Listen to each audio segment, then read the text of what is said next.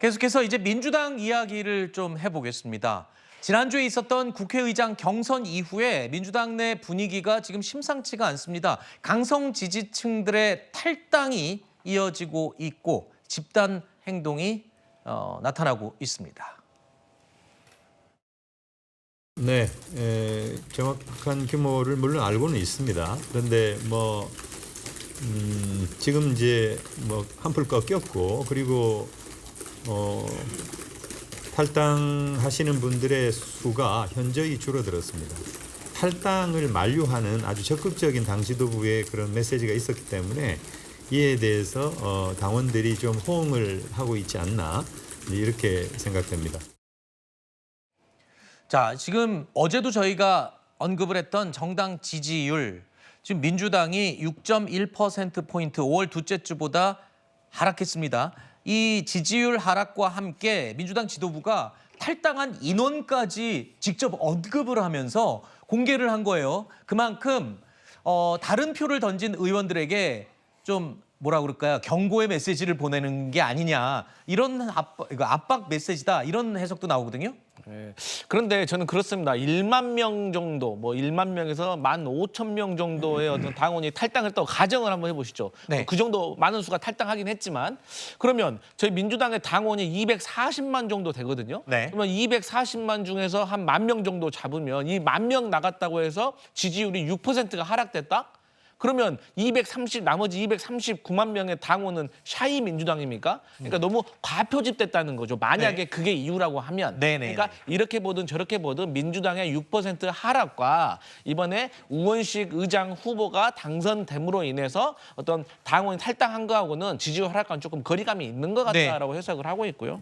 어쨌든 간에 당원들이 어쨌든 실망한 당원들도 있습니다. 근데 그 이후에 저는 오히려 정청래 의원의 어떤 설화, 네. 그리고 그 안에서 또 우원식 의원과의 어떤 갈등 이런 것들이 조금 안 좋게 보였을 수는 있지만 네. 저는 우원식 후보가 당선된 거는 오히려 민주당에 또 긍정적인 시그널이라서 지지율이 올라가야 될 소재가 있다 이렇게 보고 있습니다. 어쨌든 방금 언급하신 이 정청래 최고위원의 설화 그 이후에 친명계를 비롯한 당 지도부에서는요 여전히 이 강성 당원들의 마음을 달래기에 주력하고 있는 모습을 보이고 있습니다. 탈당한 사람이 지금 15,000명 정도 되는데 당원이 주인되는 정당을 이렇게 당원 당규를 보장하겠습니다. 어제 김민석 의원 나오셔가지고는 국회의원끼리만 뽑았던 국회의장에도 일부 퍼센티지를 적용하자는 아이디어를 냈는데 어제 비공개 최고에서도 그런 얘기가 나왔고 저는 찬성한다 이렇게. 이재명 대표와 저가 네. 인식이 똑같습니다. 그건 당이 결정할 일이니까 국회의장 후보가 얘기할 일은 아니에요. 당원권 강화 차원에서 좀 논의가 됐으면 좋죠. 아니 그러니까 그건 당이 결정할 일이에요. 지금 이제 개인 의견 얘기할 때는 아니고 당이 결정할 일이기 때문에. 네, 말씀 감사합니다. 네. 당원들의 반발을 좀 잠재우기 위해서, 달래기 위해서 의장 후보 경선 투표에 당원들도 이제 참여시키는 게 어떠냐 이런 의견이 제시된 건데 이 방안을 두고 지도부가 서로 된다 안 된다 설전을 벌였다면서요. 그러니까 이게 어쨌든 민감한 사안이잖아요. 그렇죠. 그리고 그동안 이제 국회의장을 뽑는 선거에서 이 당원들의 의견을 반영하는 이런 시스템은 사실상 없었기 때문에 네. 이제 국회의원들이 투표권을 가지고 투표를 해왔던 그 곤고한 체제를 깨는 데에는 당연히 많은 논란이 예상이 되는 것이고요. 근데 제가 봤을 때는 지금 상황에서는 당원들의 반발을 잠재우기 위한 여러 가지 아이디어들 그리고 당원들의 여러 영향력이나 참여권을 더 확대하기 위한 방안들을 고민하는 과정에서 이런 얘기가 나왔다는 생각이 들고 다만 개인적인 생각으로는 이 국회의장 선거에 대한 이 당원들의 여러 가지 질책이나 비판 이런 부분은 새겨들을 필요는 있지만 그렇다고 해서 이 국회의장을 뽑는 선거에 당원들을 참여시키는 그런 시스템을 바꾸는 것 자체는 상당히 신중하게 접근을 해야 된다. 네. 아마 그렇기 때문에 당 내에서도 여러 이견이 있는 것으로 알고 있습니다. 네. 그럼에도 불구하고 지금 이 민주당 지도부에서는 이 강성 지지층들의 마음을 달래주기 위해서 그냥 한두 번도 아니고 계속 연일 좀 신경을 많이 쓰는 모습인 거는 부정할 수 없습니다. 그래서 혹시 강성 지지층의 휘둘리거나 혹시 너무 신경을 쓰는 게 아니냐는 모습으로 비춰질 수도 있는 그런 모습일 수 있는데요.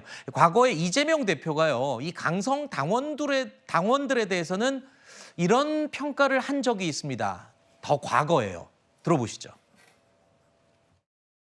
정치 세계에는 다양한 의견들이 있고 또 입장이 서로 다를 수 있기 때문에 의견도 다양할 수밖에 없습니다. 민주당의 당원이 80만 명, 일반 당원은 300만에 달한다고 하는데 그중에 과연 몇 명이나 되겠는가. 과잉 대표되는 측면이 있고 과잉 반응하는 측면이 있기 때문에 그런 점들을 좀 의례 있는 일상의 일부다 이렇게 생각해 주시면 좋겠다는 생각이 듭니다. 지난 2021년 경기지사 당시에는 저렇게 얘기했습니다. 그러니까 정당이 특정이나 특정 세력, 특히 이 강성 지지층의 소유물이 아니다라고 그렇게 당시에는 얘기를 했었는데 지금의 모습과는 조금 결이 다르고 차이가 있는 게 아니냐 이런 지적이 나올 수 있는 부분이거든요. 그 국회는 뭡니까? 입법부잖아요. 네. 입법부가 뭐 하는 데입니까? 법을 만드는 데잖아요. 그런데 입법부가 이렇게 법을 무시해도 되는가? 왜냐하면 조금 전에 뭐라고 그랬습니까? 뭐 대학 총장도 뽑을 때 일반 학생들이 참여하니까 뭐 당원들이 참여해도 된다? 이거는 국회법 15조를 완전히 무시하는 거 아니겠습니까? 국회법 15조에 국회의장 뽑는 방법이 나와 있거든요. 국회의원 제적 과반수가 무기명으로 투표해가지고 뽑는 게 그게 국회의장이다. 이렇게 되어 있단 말이에요. 그런데 여기에서 왜 대학 총장 뽑을 때 일반 학생들이 참여하는 걸로 그렇게 나옵니까? 그러면 아예 국회의장을 대통령 뽑듯이 국민 투표해가지고 그렇게 뽑는 게 그게 더 맞지 않겠습니까? 이렇게 법을 갖다가 무시하는데 왜 법을 무시하느냐? 쉽게 말하면은 강성 당원들의 의견이 지금 민주당 입장에서는 법 위에 있는 것이 아닌가 저는 그런 생각이 들어서 이런 식으로 국회가 22대 때 진행되지 않을까 저는 몹시 우려가 됩니다.